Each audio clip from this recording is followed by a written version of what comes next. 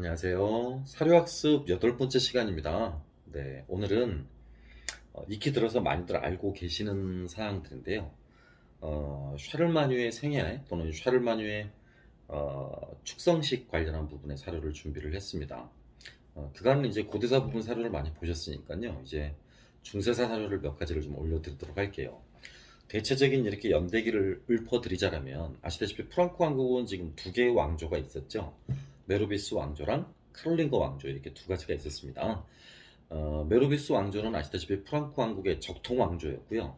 카롤링거 왕조 같은 경우는 궁제들이 창건한 왕조였지 않습니까? 따라서 프랑크 왕국의 적통 왕조라고 보기는 어려웠었죠. 시기를 소급해 올라가게 되면 대체적으로 6세기 말 무렵입니다. 약 580년 무렵부터 프랑크 왕국에서는 실권을 궁제들이 장악을 하게 되고요. 그 경향성은 7세기 후반에 이르러서 더욱더 강화되게 됩니다. 그래서 7세기 후반에 메르비스 왕조의 궁제직을 발판으로 해서 왕국의 실권을 장악했던 인물이 여러분이 잘 들어서 알고 계시는 피핀입니다. 물론 이후의 피핀과 그러니까 찰스 마르텔의 아들이었던 피핀과 구분하기 위해서 대피핀이라고 부르는 인물입니다. 피핀이요. 그의 증손자에 해당하는 인물이 까를로스 마르텔이었고요. 이른바 찰스 마르텔이었던 거죠. 그 찰스 마르텔의 아들이 바로 피핀이었습니다. 소피핀. 그 소피핀과 교황과의 관계도 잘 눈여겨보시고요. 또 그의 후사였던 샤를마뉴와 교황과의 관계를 좀 눈여겨보셔서 해당 사료의 중요성을 잘 체크해 보시면 좋겠습니다.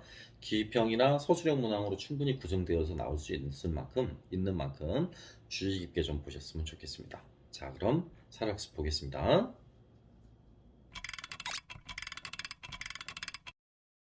네, 그러면 이제 제목이 까를로스의 생애라고 적혀져 있는 부분의 사료 세 가지를 좀 살펴보도록 하겠습니다. 지금 우리가 살펴보게 될 사료는요, 580년 무렵에 프랑크 왕국이 아우스트라시아, 노이스트리아, 부르군드 이렇게 세 나라로 이렇게 3분국이 돼서 고정되어졌고 각 분국 내부에서 궁제들의 권력이 강대해지는 시점부터를 그 대상으로 삼고 있습니다. 그래서 대략 시기적으로 보면 580년부터 해서 찰스 마르텔이 궁제가 되었었던 732년이요. 그 다음에 그가 2년 뒤죠. 732년에 이슬람 군대를 이슬람을 상대로 승리를 거두었던 뚜르뽀아떼의 전투 이후 피핀이 프랑크의 국왕으로 즉위하게 됨으로써 메르비스 왕조가 끝나고요. 카롤링거 왕조가 수립되어지는 과정까지. 그래서 결국에는 당시 로마 교황이었던 스테파노스 2세가 피핀을 정식으로 카롤링거 왕조의 왕통을 이어나가는 국왕으로 승인하게 될 때까지를 그 대상으로 삼고 있습니다. 자, 그럼 그 시기에 벌어지고 있었던 중요한 사건들과 연관지어서 사료를 좀 읽어보도록 하겠습니다. 프랑크족 사이에서는 메로베우스 가문에서 메로비스 가문을 말하는 거죠. 프랑크 왕국의 초대 가문이었습니다. 국왕을 선출하는 것이 관습이었다. 메로비우스 왕조의 마지막 왕으로 알려진 힐데릭은 당시 로마 교황 스테파누스의 명으로 폐위되었고요. 스테파누스의 명으로 폐위가 되었고 머리를 빡빡 깎인 채 수도원에 유폐되었다. 그의 퇴위와 더불어서 가문이 실제로 끊긴 건 아니었다 하더라도 메로비우스 왕조는 이미 오래전부터 모든 권력을 잃은 상태였고 단지 국왕이라는 이름만의 칭호로서 그 명맥을 유지할 뿐이었다. 실제적인 부와 공권력은 흔히 재상격이라고 할 수 있는 그 당시에 궁제에게 넘어갔고요. 힐데리히가 폐위당했을 때 이미 세습되다시피 한 권리, 그쵸? 요 세습되다시피 한 권리, 궁제의 권리를 말을 하는 겁니다. 궁제의 권리를 발판으로 삼아서 그 직책에 앉아있던 사람은 카롤루스의 아버지 피핀이었다라고 쓰고 있네요. 그죠? 그러니까 752년 새롭게 카롤루스 왕조를 세웠던 피핀 2세를 지금 말을 하고 있는 것이죠.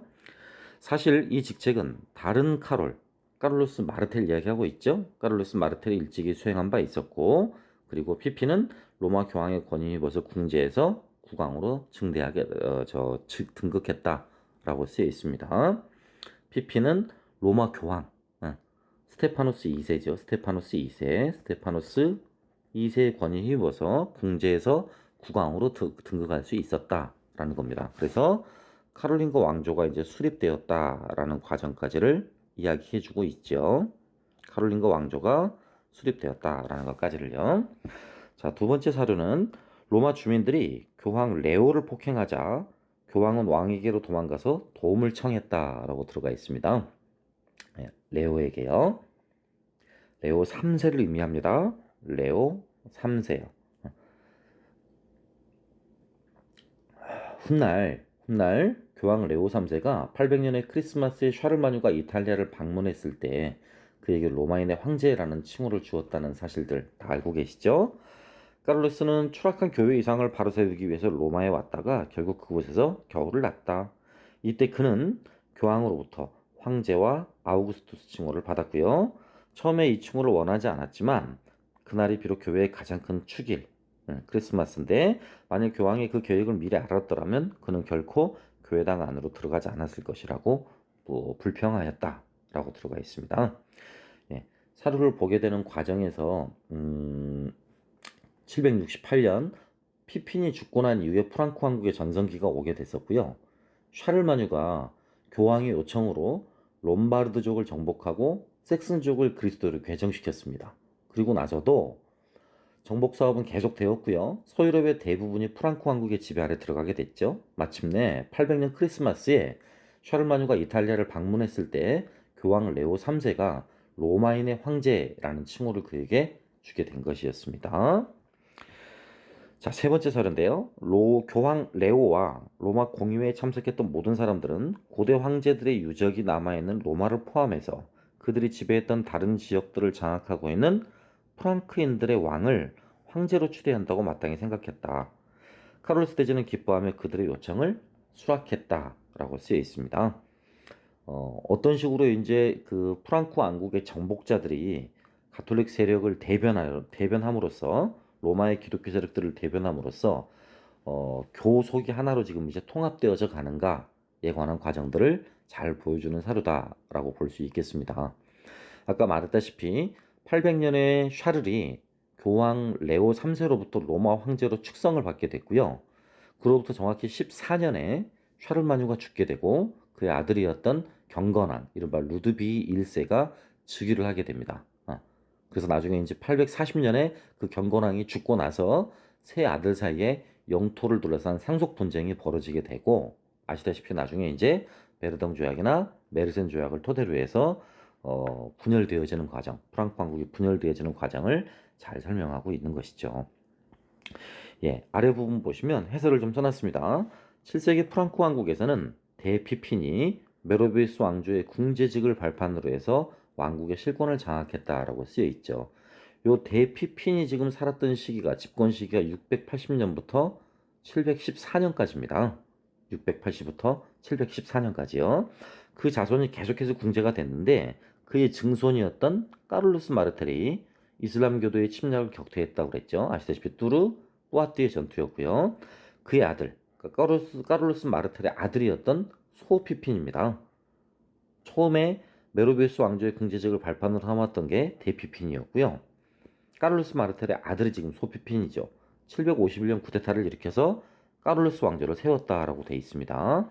그리고 799년 5월 교황 레오 3세 아까 말씀드렸죠?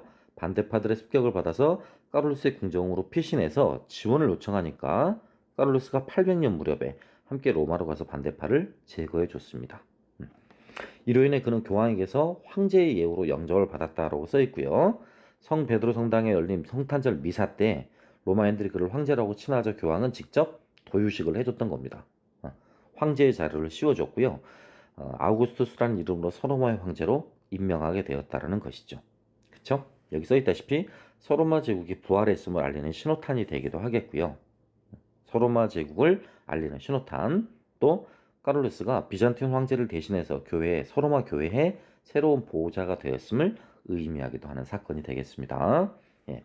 해당 사료와 연관해서 시험 문제 물어볼 수 있는 인명들이 굉장히 많이 보이죠. 대피핀, 소피핀, 까를루스 마르텔 이런 인물들이 보이고요. 또 아울러서 당시 축성을 해줬던, 도유를 해줬던 교황 레오 3세에도 보입니다. 이런 인물들에 관련한 기입형 문항도 나올 수 있는 사료이기 때문에요. 사료 내용을 반드시 꼼꼼하게 읽어보셔서 시험 문제가 나왔을 때 틀리지 않도록 잘 대비하셨으면 합니다.